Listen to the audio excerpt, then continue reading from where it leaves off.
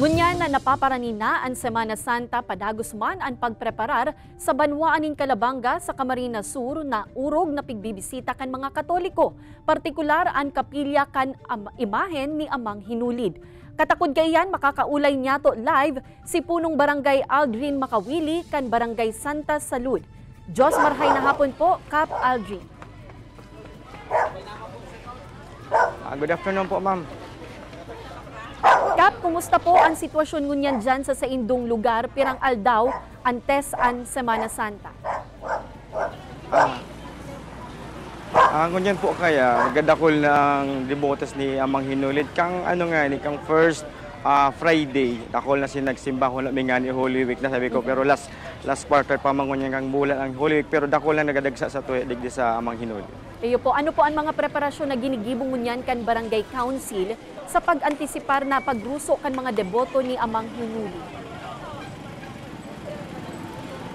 Nag-uruli naman kami, totally February pa lang, nag-uruli na kami about digdi sa preparation kang council, mga tanod, BHW, as in si mga membro kang council, nagibo man kami ng executive order para sa ngunya na maabot na Holy Week kung anong dapat ng ipatupad, si bawal asin dae.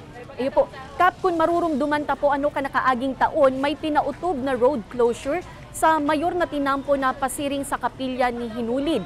May pagbabago po ba sa mga protocols ngunya na taon?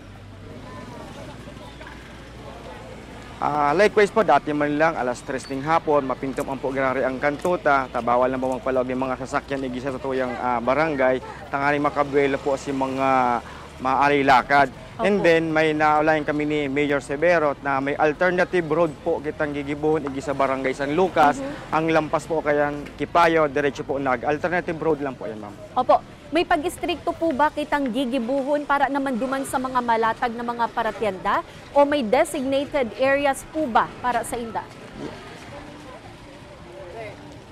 Yes, ma'am. Nag-uli na po kami kang council. Ang sabi nga ni si mga matindadigdiyo, willing man po kaming mag-welcome sa inda, kaming pigbabawal na dahil na magtinda. Pero po, 50 meters ahead, kung kihinulid, 50 meters parayo po pasiring kanto ang pwede sindang magtinda. And then, magibo po kaming linya or mga sign na kung sailang sinda pwedeng magpuon asin hanggang sain po sinda dapat.